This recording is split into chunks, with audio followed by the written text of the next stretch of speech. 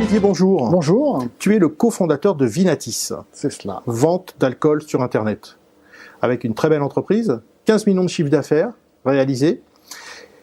Et particularité, ça fait 14 ans que vous existez, pile poil, lors de l'explosion de la bulle Internet. Ah, c'était osé, ouais. C'était osé. C'était l'époque où les banquiers vous jetaient des pierres, plutôt que de vous accueillir les bras ouverts. Donc oui, ça correspondait à notre modèle économique, puisqu'on n'avait pas de moyens financiers, donc on savait qu'on allait aller doucement, mais sûrement, en gestionnaire de bon père de famille, chose qu'on a fait depuis 14 ans. Et qui vous permet aujourd'hui d'atteindre ce chiffre d'affaires de 15 millions. Voilà, 15 millions, avec, ce qui est une chose importante aussi sur le web, avec une rentabilité positive, puisqu'on gagne de l'argent depuis le début, quasiment. On n'a jamais perdu d'argent. Donc on a toujours fait attention à ce qu'on dépensait. Alors ça, c'est très intéressant.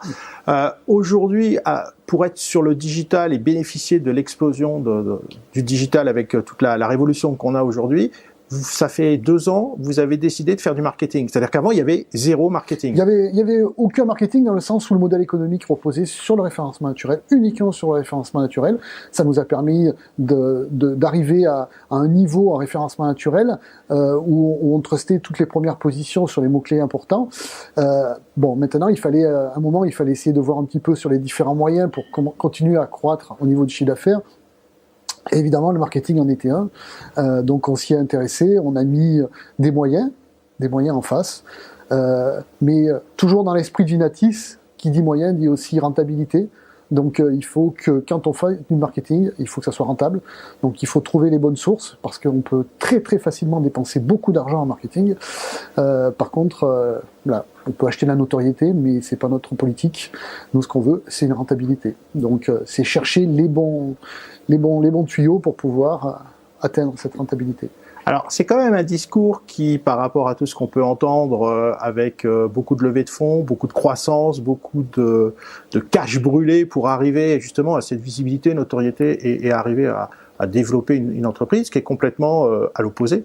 Ah oui, non, mais il y a deux politiques, et il y en a une en ce moment qui évidemment fait plus parler d'elle, c'est ceux qui arrivent avec des gros moyens et qui croient très très vite.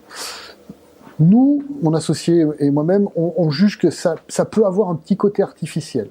On est plutôt dans la consolidation, donc on consolide nos bases, et pour vous donner un exemple, les moyens marketing que l'on met depuis 2 ans, on les met par rapport aux bénéfices qu'on va dégager sur les années précédentes. C'est-à-dire on réinvestit systématiquement nos bénéfices, et c'est ce qui correspond à nos moyens marketing sur l'année suivante. Ce qui nous permet de ne pas prendre de gros risques, toujours dans cette gestion de bon père de famille. Ça veut dire qu'on peut être un pure player avec une gestion à l'ancienne, on peut dire ? Oui, complètement. Hein, non, mais il y en a d'autres exemples comme ça. Hein, mais oui, il faut. Voilà, c'est une stratégie. Moi, je comprends les autres, ceux qui ont besoin de croître vite, de prendre des parts de marché. Voilà, c'est pas la nôtre, et ça nous permet surtout de bien dormir le soir. Alors, quels sont les enjeux pour les prochaines années, justement, liés au digital pour Vinatis ? Partant du principe qu'on démarre de zéro, évidemment, il y a une marge de manœuvre qui est très importante. Donc, on essaye vraiment d'être à l'écoute de tout ce qui se fait. Donc, les sommets digitales sont très intéressants pour nous, parce qu'on côtoie des gens qui ont plus d'expérience que nous là-dessus. Donc, voilà, il faut écouter et il faut s'ouvrir. Il faut s'ouvrir à des choses qui se font, qui vont se faire. Et faire les bons choix. Donc évidemment, ça va prendre de plus en plus de place maintenant dans le modèle économique de Vinatis.